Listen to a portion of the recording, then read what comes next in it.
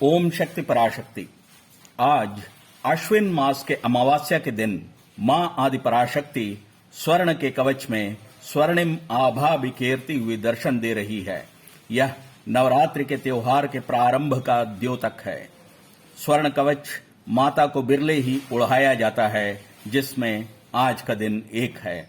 स्वर्ण एक उत्तम संवाहक है और इस कारण से यह कवच माता की पूर्ण कृपा को हम तक बिना किसी रुकावट के पहुंचाता है। स्वर्ण की एक और विशेषता है, इसे तपा तपा कर खरा किया जाता है। इसी प्रकार हमें भी अपनी आत्मा और विचारों को तपा तपा कर परिपक्व करना होगा। सोने को तपाने के बाद उसे पीट पीट कर आभूषण के रूप में बदला जाता है। उसी प्रकार हमें भी विभिन्न प्रतिकूल परिस्थितियों से गुजरना पड़ता है, जो हमें एक उत्तम आभूषण में परिवर्तित करता है और हम समाज के लिए अलंकार के रूप में उभर कर आते हैं। जब हम मां को स्वर्ण कवच में देखते हैं तो दृश्य काफी रमणीय होता है और जब हम मंत्र मुग्ध होकर माता का जयकारा लगाते हुए मन्नत मांगते हैं तो माता उसे अपनी कृपा से तुरंत परिपूर्ण करती है। अम्मा ने अपने दिव्य वाक्य में कहा है, ओम शक्ति पराशक्ति। नवरात्रि नवग्रहों के लिए उत्तम है। नवरात्रि अखंड दीप में तेल डालना ही काफ़ी नहीं है। तुम्हारी अंतःकरण प्रकाशित होने के लिए अंतर्मन में तेल डालना होगा। आज के दिन की एक और विशेषता है, अम्मा द्वारा अखंड दीप को सारे संसार में प्रकाश फैलाने के लिए प्रज्वलित किया जाना। अम्मा इस अखंड दीप को प्रज्वलित कर अखंडता और अनंत के तत्व को भी दर्शाती है। यह अपने आप में एक परिपूर्ण ज्योति है। लोग हर्षोल्लास और उत्साह के साथ इंतजार कर रहे हैं।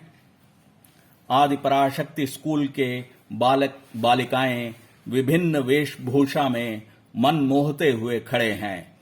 कुछ बच्चे वाद्य धुन बजा रहे हैं जो कानों में मधुरता घोल रही है।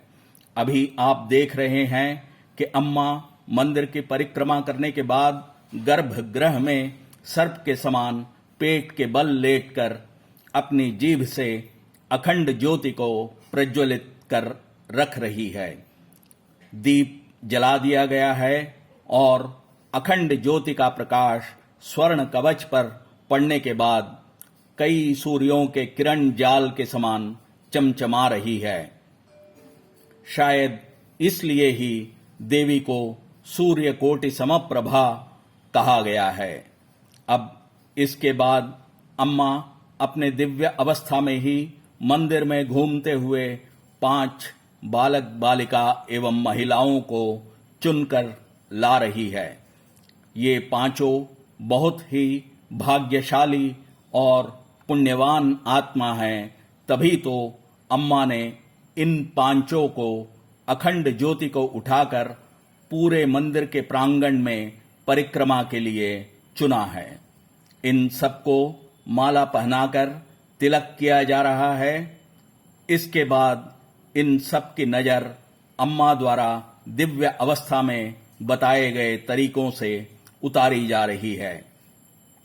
अब ये पूरी तरह से तैयार हैं और इनके हाथ में अखंड दीप दे दिया गया है। ये अखंड दीप को मंदिर के प्रांगण में चारों ओर लेकर परिक्रमा कर रहे हैं। हर जगह इस ज्योति का आतिथ्य वाद्य और नृत्य द्वारा किया जा रहा है। परिक्रमा के पूर्ण करने के बाद अखंड ज्योति गर्भगृह में मुहाने पर बाएं तरफ बने हुए एक पीठ में स्थापित किया जा रहा है। ज्योति माता रानी और अम्मा के दिव्य रूप के दर्शन का सौभाग्य आज प्राप्त हो रहा है और इस झांकी के साक्षी सबका इहलोक परलोक और जन्म जन्मांतर साफल्य होना सुनिश्चित है। अब इसके बाद अम्मा आज अमावस्या के निमित्त कुंड में कपूर डालकर हवन का प्रारंभ करा रही है। आइए हम करबद्ध होकर प्रार्थना करते हैं कि हमारा खुद का जीवन सफल हो और साथ ही लोक कल्याण में हमारी भागीदारी बने।